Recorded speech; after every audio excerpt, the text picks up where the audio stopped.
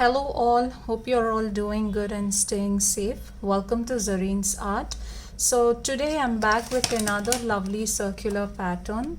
So we'll be creating a pattern something like this.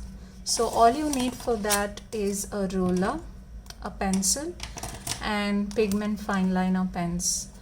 So I'm going to create this pattern in my book called The Patterns. So as you all know, the Patterns is the book which has step-by-step illustrations and instructions on creating patterns from basic to advanced level. So this book is all you need to understand more about patterns.